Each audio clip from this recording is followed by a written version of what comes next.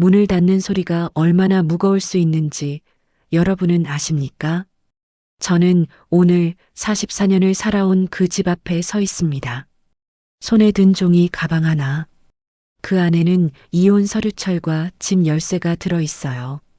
무게는 겨우 몇백 그램이겠지만 제 어깨는 천근만근처럼 무겁습니다. 박영희, 올해 67입니다. 23세 시집와서 47살 된 큰아들, 45살 된 작은아들 키우고 손주까지 봤어요. 그렇게 44년을 한 남자 옆에서 살았습니다. 최정호, 내 남편. 아니, 이제는 곧 남이 될 사람. 거실 한가운데 앉아있는 그 사람은 고개조차 들지 않더군요. 텔레비전에서는 저녁 뉴스가 나오고 있었어요. 아나운서의 목소리가 차갑게 방 안을 채우고 있었습니다. 문 닫고 나갈 거면 조용히 좀 해. 44년 동안 들었던 목소리예요. 그런데 오늘은 이게 마지막이구나 싶었습니다. 저는 천천히 숨을 들이마시고 준비해온 이혼 서류를 식탁 위에 내려놓았어요. 종이 위로 형광등 불빛이 번들거렸습니다. 제 손가락이 떨리는 게 보였어요. 그 사람은요, 그 서류를 보더니 마치 광고 전단지라도 되는 듯 손가락으로 구겨서 밀어냈어요. 한마디도 없이요. 물어보지도 않았습니다. 왜? 라는 말도 무슨 일이야? 라는 말도요. 그게 이 사람이었어요. 44년 동안 저를 대하던 방식 그대로였습니다. 저는 말없이 코트를 여미고 현관 쪽으로 걸어갔어요. 문고리를 잡는 순간 손이 차갑게 식는 걸 느꼈습니다. 문을 열었어요. 겨울바람이 현관으로 밀려들었습니다. 그때 이상한 감각이 어깨를 스쳤어요. 아, 이제 드디어 벗어나는구나. 44년 만에 처음 느껴보는 해방감이었습니다. 그런데요, 여러분. 그 순간 제 눈에서 눈물이 흘렀어요. 기쁨의 눈물이 아니었습니다. 뭐랄까요? 그냥 허무함? 아니면 후회? 아니면 안도감? 저도 잘 모르겠어요. 문을 닫았습니다. 그렇게 저는 44년을 산 집을 떠났어요. 오피스텔 복도는 조용했어요. 이삿짐이라고 해봤자 캐리어 하나, 종이 가방 하나가 전부였습니다. 친구들한테는 말도 못했어요. 자식들한테도요. 그냥 혼자 짐 싸서 나왔습니다. 엘리베이터를 기다리고 있는데 문이 열리더니 안에 두 여자분이 타고 계셨어요. 제 또래쯤 되어 보이는 분들이었어요. 아마 이 오피스텔에 사시는 분들인가 봅니다. 저는 인사를 하려고 고개를 숙였는데요. 그분들 표정이 묘하게 변하는 게 보였어요. 제 손에 든 가방을 보고 지친 얼굴을 보고 혼자 이사하는 중년 여자의 모습을 본 거죠. 그중 한 분이 엘리베이터 버튼 위에 손을 올렸다가 말없이 뒤로 물러섰어요. 저는 아무 말 없이 엘리베이터 바닥에 누런 조명을 바라봤습니다. 이혼한 여자라는 표식이라도 달린 듯한 거리감이 공기 사이를 흘렀어요. 마치 무슨 전염병이라도 걸린 사람처럼 말이에요. 문이 닫히는 순간 작은 울림이 제 가슴에 박혔습니다. 7층에서 내려 복도를 걸어갔어요. 새로 얻은 방은 705호였어요. 월세 45만 원, 보증금 500만 원. 평생 모아둔 제 통장에서 겨우 뺄 수 있는 돈이었습니다. 원룸이에요. 44년을 살던 30평대 아파트에서 이제는 고작 7평짜리 방 하나로 온 거예요. 문을 열었어요. 냄새부터 달랐습니다. 오래된 벽지 냄새, 습기 찬 공기, 그리고 어딘가에서 나는 곰팡이 냄새까지. 난방을 틀었는데도 방이 따뜻해지는데 한참이 걸렸어요. 벽지는 얇았고요. 그 뒤에서 옆집 텔레비전 소리가 선명하게 들렸습니다. 짐을 풀기도 전에 배가 고팠어요. 아침부터 아무것도 못 먹었거든요. 가방에서 라면 한 봉지를 꺼냈어요. 남편이 좋아하던 그 라면이었어요. 습관적으로 산 거였죠. 웃음이 나왔습니다. 이제는 내가 먹고 싶은 걸 사 먹어도 되는데 말이에요. 냄비에 물을 끓이고 라면을 넣었어요. 그때 테이블 위에 올려둔 휴대폰이 진동했어요. 메시지 알림이었습니다. 발신자를 보는 순간 손이 얼었어요. 최정호. 열어봤어요. 단 한 줄이었습니다. 너 가져간 통장 내놨어. 내놨어가 아니라 내놔였어요. 명령이었죠. 그 말을 듣는 듯한 착각에 손에서 젓가락이 떨어졌어요. 바닥에 철컥 소리가 났습니다. 통장이요. 그건 제가 30년 동안 모은 돈이었어요. 결혼하고 첫 아이 낳고 애들 유치원 보내고 학교 보내면서 저는 시장에서 반찬 가게를 했어요. 새벽 5시에 일어나서 김치 담그고 나물 무쳐서 플라스틱 통에 담아 팔았어요. 하루에 10,000원, 20,000원씩 모았습니다. 남편한테는 말 안 했어요. 말해봤자 뺏길 게 뻔했으니까요. 그 사람은 제 돈을 우리 돈이라고 했지만 자기 돈은 한 번도 우리 돈이라고 한 적이 없었어요. 30년 모아서 겨우 2천만 원이었습니다. 거기서 500만 원 보증금 내고 당분간 생활비로 쓸 돈 남겨두고 이제 남은 건 1,000만 원 좀 넘어요. 그런데 그 사람은 그것도 내놓으래요. 라면, 김이 천천히 찬 공기에 흩어졌어요. 저는 젓가락을 다시 집어들고 라면을 한 입 떠먹었습니다.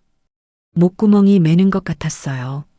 작은 균열이 눈에 보이지 않게 퍼지고 있었어요. 제 마음속 어딘가에서요. 그날 밤 잠이 오지 않았어요. 천장을 보고 누워 있는데 옆집에서 부부 싸우는 소리가 들렸어요. 남자 목소리, 여자 목소리. 뭐라고 소리 지르는지는 정확히 들리지 않았지만 그 억양만으로도 알 수 있었어요. 저렇게 싸우고 나면 다음 날 아침에는 또 멀쩡하게 지내겠구나. 저도 그랬으니까요. 44년 동안 싸움이라고 할 것도 없었어요. 그냥 일방적이었어요. 남편이 화내면 저는 참는 거였죠. 뭐가 잘못됐는지 따지지도 않았어요. 따져봤자 소용없었으니까요. 내가 돈 벌어오는데 뭐가 불만이야? 그게 그 사람의 논리였어요. 맞아요. 그 사람은 돈을 벌어왔어요. 중학교 교사였으니까요. 월급도 꼬박꼬박 나왔죠. 퇴직금도 받았고요. 그런데 그 돈으로 제가 뭘 할 수 있었을까요? 생활비는 딱 정해진 만큼만 줬어요. 한 달에 100만 원. 거기서 애들 학원비, 식비, 공과금 다 내야 했어요. 모자라면 제가 번 돈으로 채워야 했죠. 그 사람 돈은 건드릴 수도 없었어요. 그러면서 밖에서는 좋은 남편 소리 들었어요. 자네 부인 복도 많아. 남편이 교사면 얼마나 좋아. 동네 사람들이 그러면 저는 웃어야 했어요. 그래야 했어요. 천장을 보다가 고개를 돌렸어요. 창문으로 밖이 보였어요. 이 시간에도 불 켜진 창문들이 여기저기 보이더군요. 저마다의 삶이 있겠죠. 저마다의 고민이 있을 거예요. 그 중에 저처럼 혼자 떨어져 나온 사람도 있을까요? 다음 날 아침 일찍 일어났어요. 평생 새벽 5시에 일어나는 게 습관이 됐으니까요. 그런데 할 일이 없었어요. 반찬 가게는 작년에 정리했거든요. 무릎이 아파서요. 그때부터 집에만 있었어요. 창밖을 보니까 해가 뜨고 있었어요. 오랜만에 보는 해돋이였어요. 그 집에서는 해 뜨는 방향에 큰 아파트가 있어서 해가 잘 안 보였거든요. 여기는 달랐어요. 동쪽 창문으로 해가 그대로 들어왔어요. 따뜻했어요. 그런데 가슴 한쪽이 텅 빈 것 같았습니다. 일주일이 지났어요. 그동안 남편한테서 연락은 없었어요. 통장 내놓으라는 문자 이후로 아무 소식도 없었어요. 아이들한테서도요. 큰아들은 대구에서 회사 다니고 작은아들은 서울에 있지만 바빠요. 제가 나온 걸 알까요? 남편이 말했을까요? 아니면 그냥 모르는 걸까요? 혼자 있으니까 시간이 이상하게 흘렀어요. 하루가 길었어요. 아침 먹고 설거지하고 청소하고 빨래하고 그러면 아직 점심 전이에요. 할 일이 없었어요. 텔레비전을 켜도 재미가 없었어요. 그러다 우연히 휴대폰으로 유튜브라는 걸 봤어요. 큰애 며느리가 알려준 거였어요. 거기서 비슷한 나이 드신 분들이 나오는 영상을 봤어요. 황혼 이혼 이야기더군요. 60대, 70대 분들이 나와서 이혼 이야기를 해요. 저처럼 오래 참다가 나온 사람들이에요. 댓글을 읽어봤어요. 저도 곧 나갈 겁니다. 20년 참았어요. 이제 못 참겠어요. 남편이 아파도 안 갈 거예요. 많더군요. 저처럼 생각하는 사람들이. 그런데 그 반대 댓글도 있었어요. 그래도 가족인데 어떻게 그래요? 끝까지 책임져야죠. 결혼했으면 끝까지 가야죠. 마음이 복잡했어요. 그때 또 문자가 왔어요. 이번엔 작은아들이었어요. 엄마, 집에 안 계세요? 아빠가 연락이 안 된대요. 저는 한참을 망설이다가 답장을 보냈어요. 엄마 잠깐 나왔어. 괜찮아. 거짓말이었어요. 잠깐이 아니었으니까요. 그런데 차마 엄마 이혼했어라고는 말을 못 하겠더군요. 다음 날 집 앞으로 우편물이 도착했어요. 관리실 아저씨가 배를 눌러서 내려갔더니 등기우편이었어요. 발신인을 보는 순간 심장이 철렁했어요. 최정호. 뭘까요? 이혼 소송 통지서일까요? 아니면 재산분할 관련 서류일까요? 손이 떨렸어요. 방으로 올라와서 한참을 그 봉투를 들고 있었어요. 뜯을 용기가 안 났어요. 그러다 결국 뜯었어요. 안에 들어있던 건 서류 몇 장이었어요. 그런데 제가 예상했던 법률 서류가 아니었어요. 병원 진료서였어요. 대학병원 진료 기록. 남편 이름이 적혀 있었어요. 날짜를 보니 한 달 전이었어요. 진단명이 적혀 있었어요.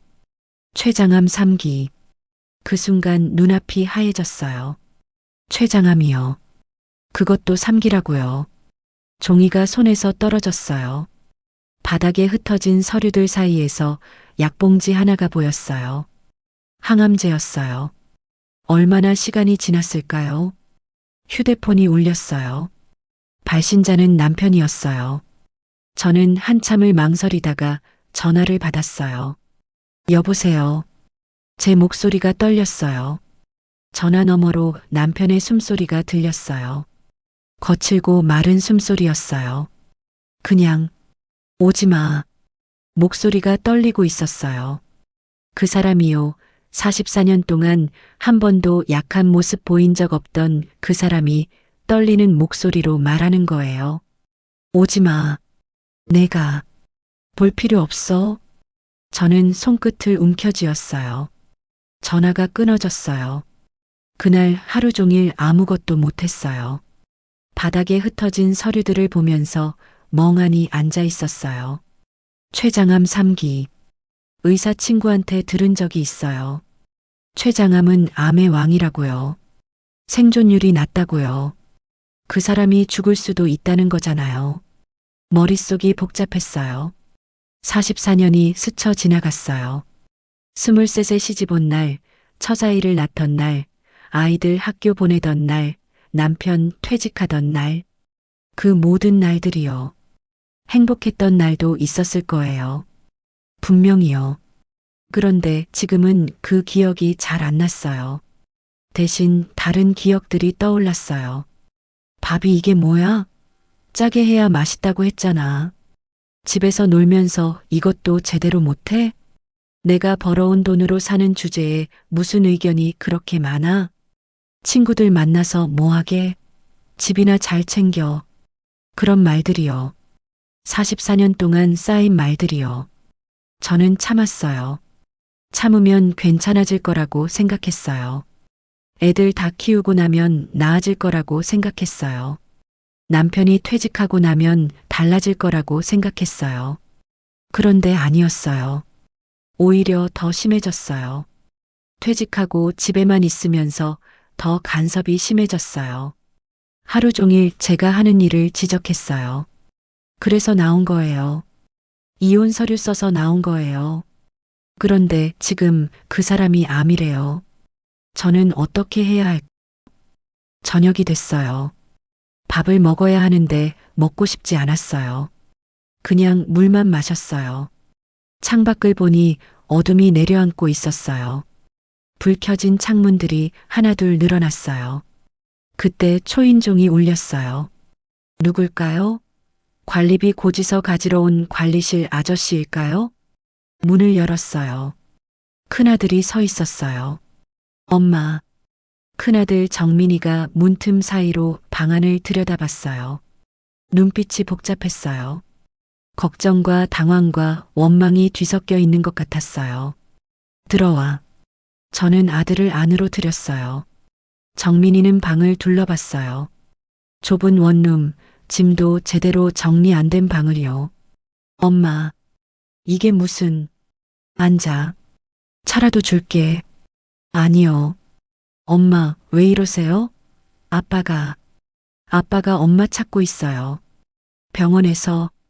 병원이라는 말을 들으니 가슴이 철렁했어요. 알아. 진단서 받았어. 그럼 왜 안 가세요? 정민이 목소리가 높아졌어요. 아빠가 암이에요, 엄마. 췌장암 3기라고요. 그런데 엄마가 왜 여기 계세요? 저는 천천히 고개를 들었어요. 44년 동안은 왜 나한테 관심이 없더니 이제 와서? 엄마, 너네 아빠가 엄마한테 어떻게 했는지 알아? 너네는 몰라. 밖에서 안 보니까.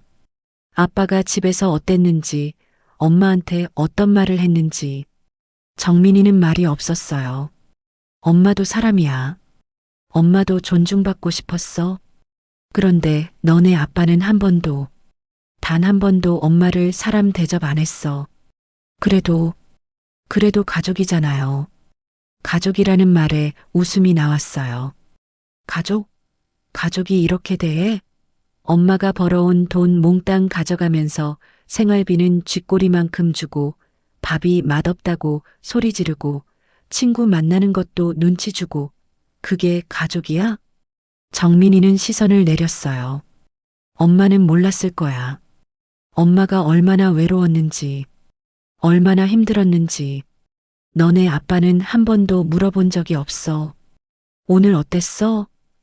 그 한마디도 짧은 정적이 방문 사이를 메웠어요. 엄마, 가봐. 아빠한테 가서 엄마는 안 간다고 전해. 정말 안 가실 거예요? 저는 대답하지 않았어요. 정민이는 한참을 서 있다가 결국 돌아섰어요. 문이 닫혔어요. 혼자 남은 방은 더 추웠어요. 그날 밤부터 전화가 오기 시작했어요. 작은 아들한테서, 큰애 며느리한테서, 심지어 동서한테서도요. 다들 같은 말이었어요. 형님, 그래도 병원에는 가보셔야죠. 엄마 아빠가 많이 아프대요. 아주머니, 매형이 엄마를 찾고 있어요. 저는 전화를 받지 않았어요. 받으면 또 흔들릴 것 같았어요. 사흘이 지났어요. 새벽에 또 전화가 왔어요. 이번에는 큰애 며느리였어요. 목소리가 다급했어요. 엄마, 아버님이 응급실에 가셨어요. 제발 좀 와주세요. 뭐? 통증이 너무 심해서 구급차로 갔어요. 지금 대학병원 응급실이에요. 전화가 끊어졌어요. 저는 한참을 침대에 앉아 있었어요. 가야 할까요? 말아야 할까요? 44년이 또 지나갔어요. 그런데 이번에는 다른 기억들도 떠올랐어요. 신혼 첫날 밤 남편이 제 손을 잡으면서 했던 말이요. 평생 잘 살자. 처자이가 태어났을 때 남편이 아이를 안고 울던 모습이요. 아이들 소풍 갈 때 새벽같이 일어나서 김밥 싸던 제 옆에서 계란 프라이를 해주던 그 사람의 뒷모습이요. 그런 순간들도 있었어요. 분명히요. 해가 떴어요. 저는 코트를 입었어요. 병원 복도는 소독약 냄새로 가득했어요. 응급실 게시판을 보니 남편 이름이 적혀 있었어요. 최정호 7번 침상. 발걸음이 무거웠어요. 한 걸음 한 걸음이 천근만근 같았어요.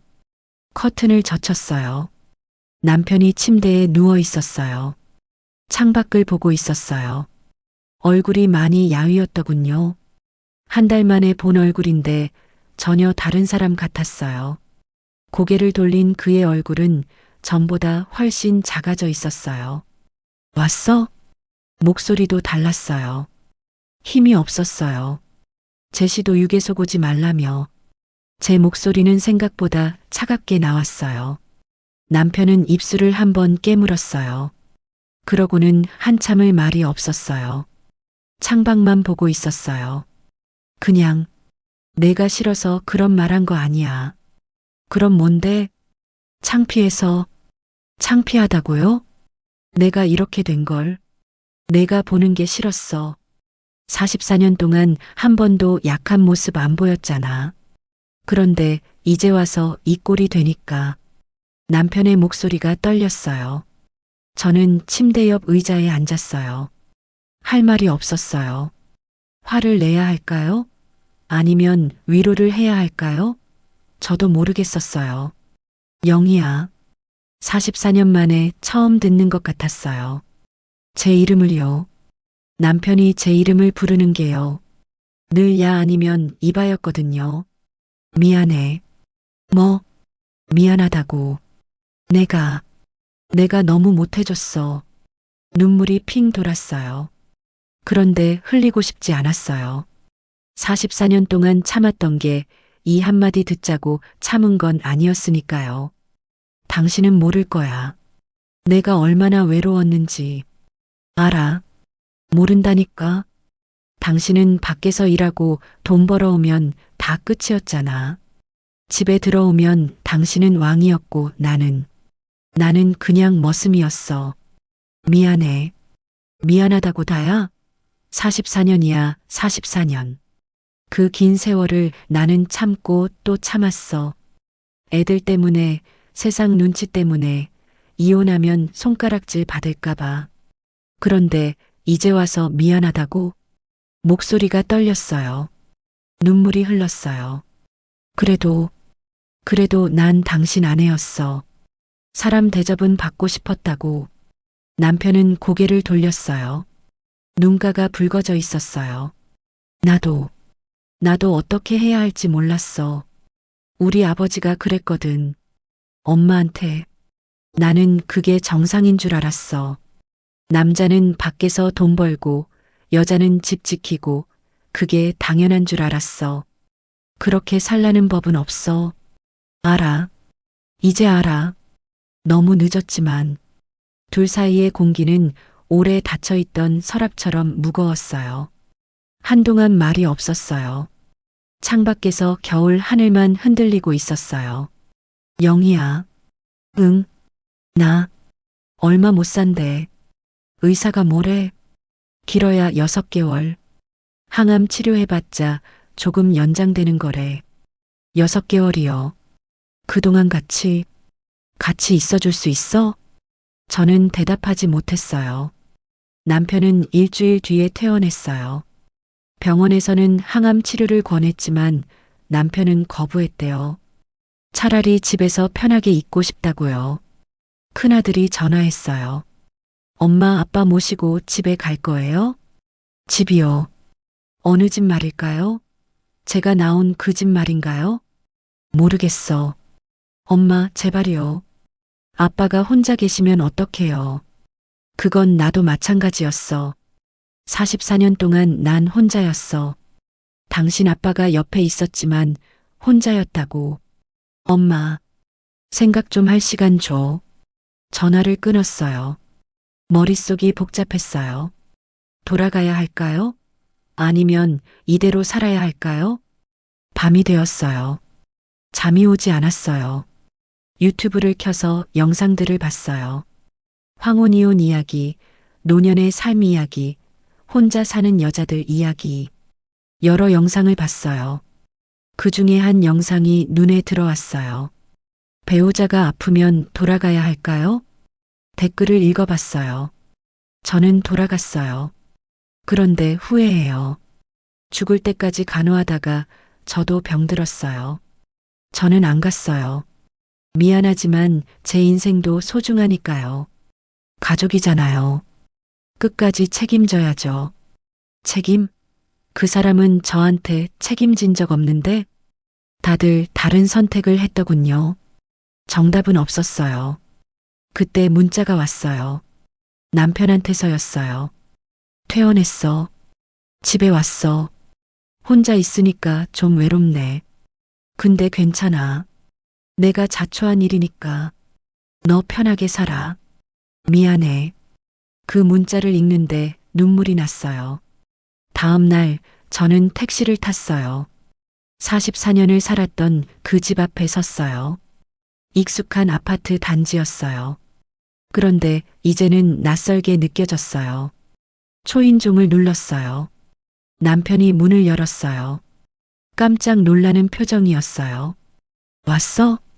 들어가도 돼? 들어와. 집안은 엉망이었어요. 설거지 안 된 그릇들이 싱크대에 쌓여 있고, 빨래는 널려 있고, 바닥에는 먼지가 쌓여 있었어요. 저는 코트를 벗었어요. 청소부터 해야겠네. 영희야, 너 돌아오는 거야? 저는 남편을 봤어요. 아니, 안 돌아와. 나는 여전히 당신하고 살 생각 없어. 그럼, 대신 당신이 아픈 동안은 돌봐줄게. 그게 내가 할 수 있는 마지막이야. 영희야, 조건이 있어. 나를 사람으로 대해줘. 44년 동안 못 받았던 대접, 이제라도 받고 싶어. 그리고 나는 매일 저녁에는 내 집으로 돌아갈 거야. 여기서 자지 않아. 남편은 고개를 끄덕였어요. 알았어. 고마워. 그날부터 저는 낮에만 그 집에 갔어요. 밥을 해주고 청소를 하고 빨래를 했어요. 남편의 약을 챙겨주고 병원에 같이 갔어요. 그런데 예전과는 달랐어요. 남편이 고맙다고 말했어요. 매일이요. 밥을 먹고 나서도 청소를 하고 나서도요. 영희야, 밥 맛있다. 영희야, 수고했어. 영희야, 오늘 힘들었지? 44년 동안 한 번도 듣지 못했던 말들이었어요. 어느 날 저녁 집으로 돌아가려고 현관에 서 있는데 남편이 물었어요. 영희야, 응? 나 잘하고 있는 거 맞지? 저는 웃음이 났어요. 늦었지만 그래도 지금이라도 하니까 다행이지. 남편도 웃었어요. 44년 만에 보는 진짜 웃음이었어요. 2달이 흘렀어요. 남편의 상태는 점점 나빠졌어요. 밥을 잘 먹지 못했고 자주 누워 있었어요. 통증도 심해졌어요. 어느 날 병원에서 전화가 왔어요. 보호자분이시죠? 환자분 상태가 안 좋습니다. 빨리 오세요. 저는 택시를 타고 병원으로 갔어요. 중환자실이었어요. 남편은 산소 마스크를 쓰고 있었어요. 눈을 뜨자마자 저를 찾았어요. 영희야, 응, 왔어. 고마워. 그동안 말하지 마. 힘들잖아. 남편이 제 손을 잡았어요. 힘없는 손이었어요. 영희야, 다음 생에는 더 잘할게. 무슨 소리야? 다음 생 같은 거 없어. 있어. 분명히 있어. 그때는 내가 행복하게 해줄게. 눈물이 났어요. 이번에는 참지 않았어요. 그냥 흘렀어요. 당신도 행복해. 고마워. 남편의 손에 힘이 빠졌어요. 장례는 조용히 치렀어요. 아이들이 와서 울었고 친척들이 와서 위로했어요. 동네 사람들도 왔어요. 부인께서 끝까지 잘 돌보셨어요. 고생 많으셨어요. 그런 말들을 들으면서 저는 복잡한 감정이 들었어요. 장례를 마치고 아이들이 물었어요. 엄마, 이제 집에 들어오실 거죠? 저는 고개를 저었어요. 아니, 나는 내 집으로 갈 거야. 엄마, 너희 아빠가 아플 때 돌봐준 건 사람으로서 해야 할 일이었어. 그렇다고 해서 44년이 지워지는 건 아니야. 나는 나대로 살 거야. 아이들은 더 이상 말하지 않았어요. 저는 원룸으로 돌아왔어요. 좁은 방, 얇은 벽지, 옆집 소음. 그래도 여기가 편했어요. 혼자였지만 외롭지 않았어요. 아니, 외로웠지만 괜찮았어요. 저는 제가 하고 싶은 대로 살기 시작했어요. 아침에 일어나서 산책을 했어요. 오랜만에 친구들을 만났어요. 44년 동안 못 만났던 친구들이요. 문화센터에 등록해서 수채화도 배우기 시작했어요. 영애 씨, 그림 잘 그리시네요. 선생님이 칭찬해 주시면 기분이 좋았어요. 저도 할 수 있는 게 있더라고요. 어느 날 큰아들이 손주를 데리고 왔어요. 할머니, 5살짜리 손주 지우가 뛰어왔어요. 할머니 집 좁아. 그래, 좁지? 그래도 할머니는 여기가 좋단다. 왜요? 자유로워서. 지우는 고개를 갸웃했어요. 아직 모를 나이죠. 큰아들이 조심스럽게 물었어요. 엄마, 행복하세요? 저는 고개를 끄덕였어요. 응, 행복해. 다행이다. 정민이가 웃었어요. 저도 웃었어요. 저녁이 내려앉은 원룸 창가에 서서 밖을 봤어요. 눈이 내리고 있었어요. 가로등 불빛 아래로 눈발이 천천히 흩어졌어요. 요즘 저는 가끔 남편 생각을 해요. 미워하지는 않아요. 그렇다고 그리워하지도 않아요. 그냥 44년이라는 시간을 함께 보낸 사람으로 기억해요. 마지막 2달 동안 그 사람은 변했어요. 늦었지만요. 그래도 변했어요. 그게 위로가 되나요? 잘 모르겠어요. 하지만 한 가지는 확실해요. 저는 제대로 된 선택을 했어요. 돌아가서 돌봐준 것, 그리고 다시 나온 것. 둘 다요. 사람으로서 해야 할 도리는 했어요. 그렇다고 제 인생을 포기하지는 않았어요. 이제 67이에요. 앞으로 얼마나 살지 모르겠어요. 10년? 20년? 아니면 그보다 짧을 수도 있죠. 하지만 남은 시간만큼은 제가 원하는 대로 살 거예요. 누구 눈치 보지 않고, 누구한테 무시당하지 않고, 제가 하고 싶은 일 하면서요. 늦었지만 이제라도 시작하는 거예요. 창밖 눈이 점점 많이 내려요. 세상이 하얗게 덮이고 있어요. 저는 따뜻한 차를 한 잔 끓여서 창가에 앉았어요. 혼자지만 편안해요. 고요하지만 외롭지 않아요. 이게 제가 44년 만에 찾은 평화예요. 에필로그. 여러분, 이 이야기를 끝까지 들어주셔서 감사합니다. 박영애 씨의 이야기는 한 사람의 이야기지만 동시에 많은 분들의 이야기이기도 할 거예요. 얼마나 많은 분들이 참고 또 참으며 살아오셨을까요? 얼마나 많은 분들이 가족이라는 이름으로, 체면이라는 이유로 자신의 행복을 포기하셨을까요? 저는 이 이야기를 통해 말씀드리고 싶어요. 늦었다고 생각할 때가 가장 빠른 때라고요. 60이든 70이든 80이든 자신의 행복을 찾는데 늦은 나이는 없다고요. 물론 쉬운 선택은 아니에요. 영애 씨도 그랬잖아요. 수없이 고민하고 흔들리고 눈물 흘렸어요. 하지만 결국 자신을 위한 선택을 했어요. 그게 이기적인 걸까요? 저는 아니라고 생각해요. 자신을 사랑하는 것, 자신을 존중하는 것, 그건 당연한 권리니까요. 여러분 중에도 혹시 영희 씨처럼 참고 계신 분이 있으신가요? 혹시 이제 와서 뭐 어떻게 하겠어 하고 포기하고 계신가요? 아니에요. 절대 늦지 않았어요. 오늘부터라도 시작하세요. 작은 것부터요. 자신이 하고 싶은 일, 만나고 싶은 사람, 가고 싶은 곳. 하나씩 해보세요. 인생은 남을 위해 사는 게 아니에요.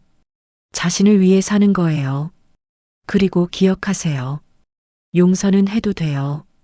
하지만 잊지는 마세요. 같은 상황에 다시 놓이지 않기 위해서, 자신을 지키기 위해서요. 당신의 선택을 위한 체크리스트. 오늘 이 이야기를 들으신 여러분께 몇 가지 질문을 드리고 싶어요. 조용히 자신에게 물어보세요. 나는 지금 행복한가? 나는 나를 존중하고 있는가? 주변 사람들이 나를 존중하는가? 나는 내가 하고 싶은 일을 하고 있는가? 나는 나 자신을 위해 시간을 쓰고 있는가? 만약 이 중 3개 이상이 아니오라고 답하셨다면 변화가 필요한 시점이에요. 변화는 무섭죠? 그런데 더 무서운 건 아무것도 안 하고 후회하며 사는 거예요. 오늘부터 작은 변화를 시작해 보세요. 그게 무엇이든 괜찮아요. 이 이야기가 여러분께 작은 용기가 되었으면 좋겠습니다. 공감되셨다면 구독과 좋아요 부탁드립니다. 여러분의 응원이 더 많은 이야기를 만드는 힘이 됩니다. 댓글로 여러분의 생각도 나눠주세요. 혼자가 아니라는 것, 함께라는 것을 느끼셨으면 좋겠습니다. 다음 이야기에서 또 만나요. 그때까지 여러분, 자신을 사랑하며 사세요. 감사합니다. 구독과 좋아요는 저에게 큰 힘이 됩니다.